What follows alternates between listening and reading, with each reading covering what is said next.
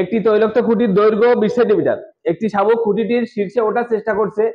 শামুকটি প্রথম মিনিটে 3 সেন্টিমিটার ওঠে, কিন্তু দ্বিতীয় মিনিটে 2 সেন্টিমিটার নেমে যায়। একইভাবে উঠতে থাকলে খুঁটিটির শীর্ষে উঠতে কত মিনিট সময় লাগবে? আমি একটু চিন্তা করি, ছবি দিয়ে চিন্তা করি। এটা খুঁটি 20 সেন্টিমিটার, তাই না? তাহলে প্রথম মিনিটে 3 সেন্টিমিটার উঠেছে, দ্বিতীয় মিনিটে 2 সেন্টিমিটার নেমে গেছে। তাহলে এই প্রথম মিনিটে আর দ্বিতীয় মিনিটে মোট 2 মিনিটে কত মিটার উঠেছে বলতো? 1 মিটার, তাই না? তাহলে ওঠানামা করে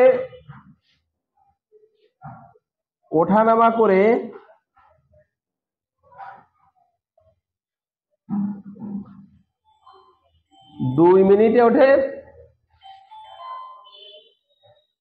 2 মিনিটে ওঠে কত?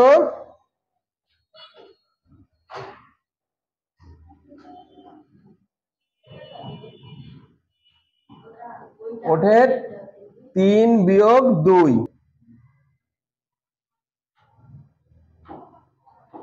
2 মিনিটে উঠেছে 1 সেন্টিমিটার।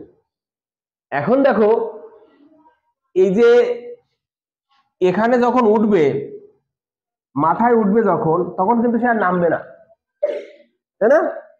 শেষবার যখন সে উঠবে 1 মিনিটে উঠবে, কত মিটার উঠবে? 3 মিটার। তাহলে ওঠানামা করে উঠবে আসছে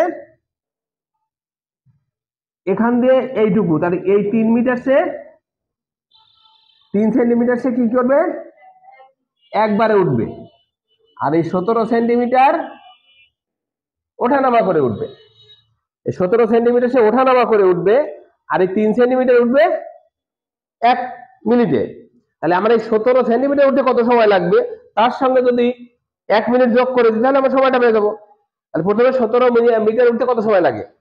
তাহলে 1 সেন্টিমিটার উঠতে সময় লাগে কত?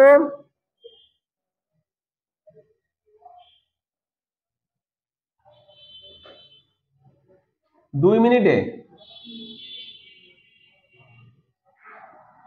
অতএব 17 সেন্টিমিটার ওঠে 2 গুণ 17 মিনিটে সমান 34 মিনিটে। 17 34, কিন্তু আর 1 মিনিট যোগ হবে। অতএব মোট সময় লাগবে 34 যোগ 1 মিনিট সমান 35 মিনিট। কারণ কি, শেষ মিনিটে যখন শেষ মিনিটে যে 3 মিটার ওঠে, সে 3 মিটার সে আর নামবে না। তাহলে শেষ মিনিটে যদি 3 মিটারের জন্য লাগে 1 মিনিট, আর এই ওঠানামা করে উঠতে লাগবে 34 মিনিট। তাহলে মোট 35 মিনিটে সে কিন্তু একদম মাথায় উঠতে পারবে। বুঝতে পেরেছি? ঠিক আছে, ওকে।